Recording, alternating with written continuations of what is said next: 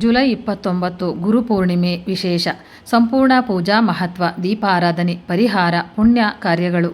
ನಮಸ್ಕಾರ ದೇವರ ಭಕ್ತರೇ, ನಾಳೆ ಜುಲೈ 29 ಅತ್ಯಂತ ಪವಿತ್ರವಾದ ಗುರುಪೂರ್ಣಿಮೆ. ಈ ದಿನವನ್ನು ವೇದಗಳು, ಪುರಾಣಗಳು ಮತ್ತು ಮಹರ್ಷಿಗಳು ಅತ್ಯಂತ ಶಕ್ತಿಶಾಲಿ ದಿನವೆಂದು ಕೊಂಡಾಡಿದ್ದಾರೆ.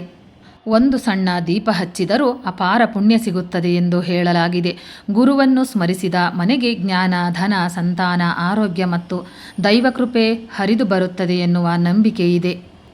ಇಂದು ನಾನು ನಿಮಗೆ ಗುರುಪೂರ್ಣಿಮೆಯ ಸಂಪೂರ್ಣ ಮಹತ್ವ, ಮನೆಯಲ್ಲಿ ಹೇಗೆ ಪೂಜೆ ಮಾಡಬೇಕು, ಯಾವ ದೀಪ ಹಚ್ಚಬೇಕು, ಯಾವ ಮಂತ್ರ ಹೇಳಬೇಕು, ಯಾವ ಪರಿಹಾರ ಮಾಡಿದರೆ ಕಷ್ಟಗಳು ಕಡಿಮೆಯಾಗುತ್ತವೆ, ಯಾವ ಪುಣ್ಯ ಕೆಲಸ ಮಾಡಿದರೆ ಕೋಟಿ ಯಜ್ಞ ಫಲ ಸಿಗುತ್ತದೆ, ಇವೆಲ್ಲವನ್ನೂ ವಿವರವಾಗಿ ತಿಳಿಸುತ್ತೇನೆ. ವಿಡಿಯೋವನ್ನು ಕೊನೆಯವರೆಗೂ ತಪ್ಪದೇ ನೋಡಿ.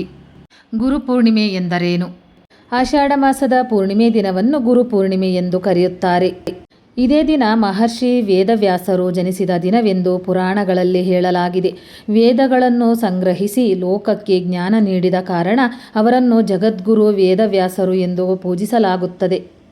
ಗುರು ಎಂದರೆ ಕೇವಲ ಪಾಠ ಹೇಳುವವರು ಅಲ್ಲ, ಅಜ್ಞಾನ ಎಂಬ ಕತ್ತಲೆಯನ್ನು ದೂರ ಮಾಡಿ ಜ್ಞಾನ ಎಂಬ ಬೆಳಕನ್ನು ನೀಡುವವರು ಗುರು.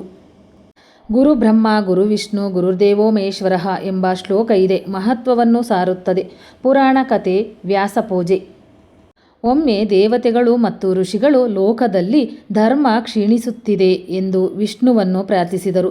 ಆಗ ವ್ಯಾಸಮುನಿಗಳು ವೇದಗಳನ್ನು 4 ಭಾಗಗಳಾಗಿ ವಿಭಜಿಸಿ ಎಲ್ಲರಿಗೂ ತಿಳಿಯುವಂತೆ ಮಾಡಿದರು. ಆ ಮಹಾ ಉಪಕಾರವನ್ನು ಸ್ಮರಿಸಿ ಋಷಿಗಳು ಪೂರ್ಣಿಮೆ ದಿನ ವ್ಯಾಸ ಪೂಜೆ ಮಾಡಿದರು. ಅಂದಿನಿಂದಲೇ ಗುರುಪೂರ್ಣಿಮೆ ಆಚರಣೆ ಪ್ರಾರಂಭವಾಯಿತು ಎಂದು ಹೇಳಲಾಗುತ್ತದೆ. ಈ ದಿನ ಗುರುವನ್ನು ಸ್ಮರಿಸುವವರು ಜೀವನದಲ್ಲಿ ಸರಿಯಾದ ದಾರಿ ಕಂಡುಕೊಳ್ಳುತ್ತಾರೆ ಎಂಬ ನಂಬಿಕೆ ಇದೆ. ಈ ದಿನದ ವಿಶೇಷ ಶಕ್ತಿ.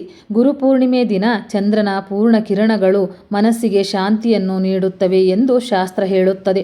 ಗುರುತತ್ವ ಅತ್ಯಂತ ಪ್ರಬಲವಾಗಿರುವುದರಿಂದ ವಿದ್ಯಾಭ್ಯಾಸದಲ್ಲಿ ಪ್ರಗತಿ, ಕೆಲಸದಲ್ಲಿ ಸ್ಥಿರತೆ, ಕುಟುಂಬದಲ್ಲಿ ಸೌಹಾರ್ದ, ಸಾಲಬಾಧೆ ನಿವಾರಣೆ, ಮನಃಶಾಂತಿ, ದೈವಾನುಗ್ರಹ ಹೆಚ್ಚಾಗುತ್ತದೆ. ವಿಶೇಷವಾಗಿ ಗುರುಗ್ರಹ ದೋಷ, ವಿದ್ಯಾ ಅಡಚಣೆ, ವಿವಾಹ ವಿಳಂಬ, ಮಕ್ಕಳ ವಿದ್ಯಾ ಸಮಸ್ಯೆ ಇರುವವರು ಈ ದಿನದ ಪೂಜೆಯನ್ನು ತಪ್ಪದೇ ಮಾಡಬೇಕು.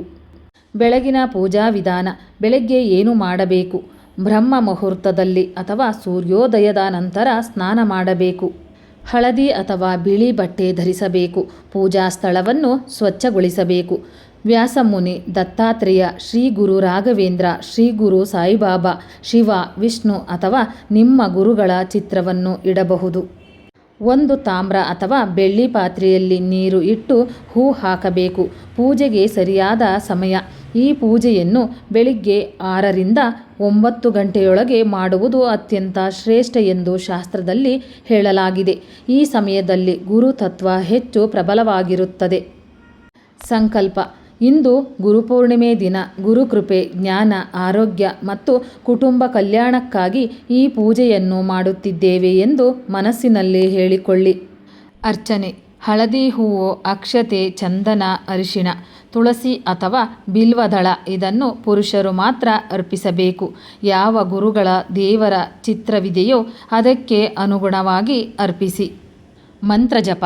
ಓಂ ಗುರುವೇ ನಮಃ 108 ಬಾರಿ ಅಥವಾ ಪೂಜ್ಯಾಯ ರಾಘವೇಂದ್ರಾಯ ಸತ್ಯಧರ್ಮರತಾಯ ಚ ಭಜತಾಂ ಕಲ್ಪವೃಕ್ಷಾಯ ನಮತಾಂ ಕಾಮಧೇನವೇ ರಾಜಾದಿರಾಜ ಯೋಗಿರಾಜ ಪರಬ್ರಹ್ಮ ಶ್ರೀ ಸಚ್ಚಿದಾನಂದ ಸದ್ಗುರು ಸಾಯಿನಾಥ್ ಮಹಾರಾಜ್ ಕಿ ಜೈ.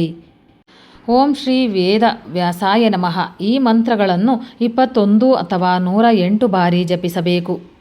ಜಪದ ವೇಳೆ ಮನಸ್ಸನ್ನು ಶಾಂತವಾಗಿ ಇಡಿ. ದೀಪಾರಾಧನೆ ಮಹತ್ವ. ಗುರುಪೂರ್ಣಿಮೆಯಲ್ಲಿ ದೀಪಾರಾಧನೆಗೆ ಅಪಾರ ಮಹತ್ವ ಇದೆ. ಯಾವ ದೀಪ ಹಚ್ಚಬೇಕು?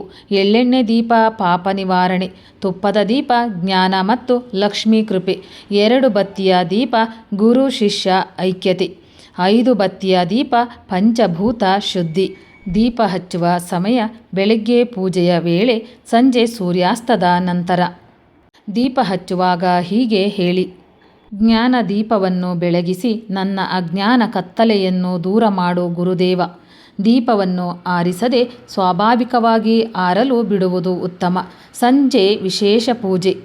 ಸಂಜೆ ಮತ್ತೆ ಸ್ನಾನ ಅಥವಾ ಕೈಕಾಲು ತೊಳೆದು ಪೂಜಾ ಸ್ಥಳದಲ್ಲಿ ದೀಪ ಹಚ್ಚಿ ಮಾಡಬೇಕಾದವು ವಿಷ್ಣು ಸಹಸ್ರನಾಮ ಅಥವಾ ಶಿವ ಪಂಚಾಕ್ಷರಿ ಜಪ, ದತ್ತಾತ್ರೇಯ ಸ್ತೋತ್ರ, ಗುರುಗೀತೆಯ ಕೆಲವು ಶ್ಲೋಕಗಳು, ಕನಿಷ್ಠ 11 ಬಾರಿ ಓಂ ನಮೋ ಭಗವತೆ ವಾಸುದೇವಾಯ.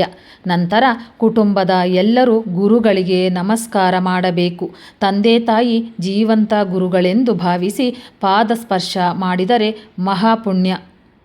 ವಿಶೇಷ ಪರಿಹಾರಗಳು: ಸಾಲಬಾಧೆ ನಿವಾರಣೆ. ಒಂದು ಹಳದಿ ಬಟ್ಟೆಯಲ್ಲಿ ಸ್ವಲ್ಪ ಕಡಲೆಬೇಳೆ, ಅರಿಶಿಣ ಮತ್ತು ಒಂದು ನಾಣ್ಯ ಇಟ್ಟು ದೇವರ ಮುಂದೆ ಇಟ್ಟು ಪ್ರಾರ್ಥಿಸಿ. ನಂತರ ಅದನ್ನು ದೇವಾಲಯಕ್ಕೆ ದಾನ ಮಾಡಿ. ವಿದ್ಯಾಭ್ಯಾಸ ಪ್ರಗತಿ. ಪುಸ್ತಕಗಳ ಮೇಲೆ ಅರಿಶಿಣ ಅಕ್ಷತೆ ಹಾಕಿ ಓಂ ಐಂ ಸರಸ್ವತ್ಯೈ ನಮಃ 21 ಬಾರಿ ಜಪಿಸಿ. ವಿವಾಹ ವಿಳಂಬ. ಗುರುದೇವರ ಚಿತ್ರಕ್ಕೆ ಹಳದಿ ಹೂವು ಅರ್ಪಿಸಿ ಓಂ ಬೃಹಸ್ಪತಯೇ ನಮಃ 108 ಬಾರಿ ಜಪಿಸಿ. ಉದ್ಯೋಗ ಮತ್ತು ವ್ಯಾಪಾರ. ಒಂದು ತುಪ್ಪದ ದೀಪ ಹಚ್ಚಿ ಹೊಸ ಕಾರ್ಯಗಳಿಗೆ ಆಶೀರ್ವಾದ ಕೋರಿರಿ. ಕುಟುಂಬ ಕಲಹ ನಿವಾರಣೆ. ಸಂಜೆ ಕುಟುಂಬದವರು ಸೇರಿ ದೀಪದ ಮುಂದೆ 5 ನಿಮಿಷ ಮೌನವಾಗಿ ಕುಳಿತು ಪ್ರಾರ್ಥನೆ ಮಾಡಿ. ಈ ದಿನ ಮಾಡಬೇಕಾದ ಪುಣ್ಯ ಕಾರ್ಯಗಳು. ಶಾಸ್ತ್ರಗಳ ಪ್ರಕಾರ ಗುರುಪೂರ್ಣಿಮೆಯಲ್ಲಿ ಮಾಡಿದ ದಾನ ಬಹುಗುಣ ಫಲ ನೀಡುತ್ತದೆ. ಸಾಧ್ಯವಾದಷ್ಟು ಮಾಡಿ. ಬಡ ವಿದ್ಯಾರ್ಥಿಗೆ ಪುಸ್ತಕ ಕೊಡಿ. ನೋಟು ಪುಸ್ತಕ ಅಥವಾ ಪೆನ್ ದಾನ ಮಾಡಿ. ಹಳದಿ ವಸ್ತ್ರ ದಾನ, ಅನ್ನದಾನ, ಗೋಸೇವೆ, ಪಕ್ಷಿಗಳಿಗೆ ಧಾನ್ಯ ಹಾಕುವುದು, ಮರ ನೆಡುವುದು, ಹಿರಿಯ ಗುರುಗಳಿಗೆ ಗೌರವ ಸಲ್ಲಿಸುವುದು. 1 ಗ್ಲಾಸ್ ನೀರನ್ನು ದಾಹಗೊಂಡವನಿಗೆ ಕೊಟ್ಟರೂ ಪುಣ್ಯ ಸಿಗುತ್ತದೆ ಎಂದು ಧರ್ಮಶಾಸ್ತ್ರ ಹೇಳುತ್ತದೆ. ಗುರುಪೂರ್ಣಿಮೆಯಲ್ಲಿ ತಪ್ಪಿಸಬೇಕಾದವು: ಗುರುಗಳ ಬಗ್ಗೆ ಅವಮಾನಕರ ಮಾತು, ಸುಳ್ಳು ಮಾತು, ಅನಗತ್ಯ ಕೋಪ, ಜಗಳ, ಮದ್ಯಪಾನ, ಮಾಂಸಾಹಾರ, ದಾನವನ್ನು ಪ್ರದರ್ಶನಕ್ಕಾಗಿ ಮಾಡುವುದು. ಪವಿತ್ರ ಮನಸ್ಸೇ ಈ ದಿನದ ದೊಡ್ಡ ಪೂಜೆ. ಭಕ್ತಿಯಿಂದ ಗುರುಪೂರ್ಣಿಮೆ ಆಚರಿಸಿದವರಿಗೆ ದೊರೆಯುವ ಫಲಗಳು: ಗುರುಕೃಪೆ, ಮನಃಶಾಂತಿ, ವಿದ್ಯಾಸಿದ್ಧಿ, ಉದ್ಯೋಗದಲ್ಲಿ ಬೆಳವಣಿಗೆ, ಕುಟುಂಬ ಸೌಖ್ಯ, ಆರೋಗ್ಯ ರಕ್ಷಣೆ, ಸಂತಾನ ಸುಖ, ಆಧ್ಯಾತ್ಮಿಕ ಪ್ರಗತಿ, ಪಿತೃ ಆಶೀರ್ವಾದ, ದೈವಾನುಗ್ರಹ. ಜೀವನದಲ್ಲಿ ದಾರಿ ಕಾಣದವರಿಗೆ ಗುರುಪೂರ್ಣಿಮೆ ಹೊಸ ಬೆಳಕನ್ನು ನೀಡುತ್ತದೆ. ಅಂತಿಮ ಪ್ರಾರ್ಥನೆ. ಈಗ ಎಲ್ಲರೂ ಮನಸ್ಸಿನಲ್ಲಿ ಗುರುದೇವರನ್ನು ಧ್ಯಾನಿಸಿ ನನ್ನ ಜೊತೆ ಈ ಪ್ರಾರ್ಥನೆಯನ್ನು ಹೇಳಿ. ಗುರು ಬ್ರಹ್ಮ ಗುರು ವಿಷ್ಣು ಗುರುದೇವೋ ಮಹೇಶ್ವರಃ ಗುರು ಸಾಕ್ಷಾತ್ ಪರಬ್ರಹ್ಮ ತಸ್ಮೈ ಶ್ರೀ ಗುರುವೇ ನಮಃ. ಏ ಗುರುದೇವ, ನಮ್ಮ ಮನೆಗೆ ಜ್ಞಾನ, ಆರೋಗ್ಯ, ಐಶ್ವರ್ಯ, ಸದ್ಬುದ್ಧಿ ಮತ್ತು ಭಕ್ತಿ ನೀಡು. ನಮ್ಮ ಮಕ್ಕಳಿಗೆ ವಿದ್ಯಾ ಪ್ರಗತಿ, ನಮ್ಮ ಕುಟುಂಬಕ್ಕೆ ಶಾಂತಿ, ನಮ್ಮ ಜೀವನಕ್ಕೆ ಸದುದ್ದೇಶ ಮತ್ತು ಸತ್ಸಂಗ ದೊರಕುವಂತೆ ಕಾಪಾಡು. ಈ ಗುರುಪೌರ್ಣಿಮೆ ದಿನ ಬೆಳಗ್ಗೆ ಮತ್ತು ಸಂಜೆ ದೀಪಾರಾಧನೆ ಮಾಡಿ ಗುರುಗಳನ್ನು ಸ್ಮರಿಸಿ. ಈ ವಿಡಿಯೋ ನಿಮಗೆ ಉಪಯುಕ್ತವಾಗಿದೆ ಎಂದರೆ ಲೈಕ್ ಮಾಡಿ, ಶೇರ್ ಮಾಡಿ ಮತ್ತು ಕಾಮೆಂಟ್ನಲ್ಲಿ ಶ್ರೀ ಗುರುವೇ ನಮಃ ಎಂದು ಬರೆಯಿರಿ. ನಿಮ್ಮ ಮನೆಗೆ ಗುರು ಕೃಪೆ ಸದಾ ಇರಲಿ. ಧನ್ಯವಾದಗಳು. ಓಂ ಶ್ರೀ ಗುರುವೇ ನಮಃ.